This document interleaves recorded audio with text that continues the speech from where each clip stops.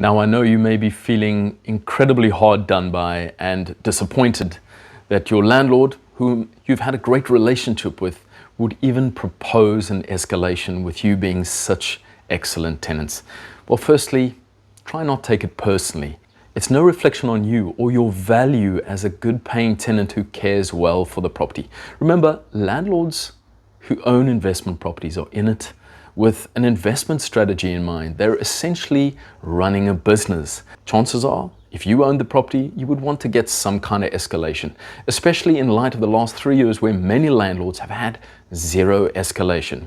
Also, try and refrain from a knee-jerk reaction or arguments around the cost of living, the fact that the pandemic has had a devastating effect on your income, or even arguments around the consumer price index, because really none of these are relevant, because rental escalations are influenced mostly by supply and demand. You may want to do some research to see what alternatives there are. If, for example, you reject the escalation, you are given notice and you need to move, what else is available for you to move to?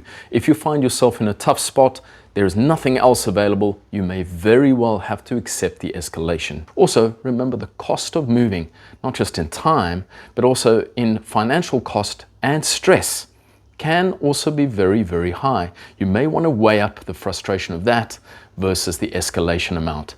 Communicate really clearly that you might not be able to meet the obligation of the higher rental amount, and maybe propose less of an escalation.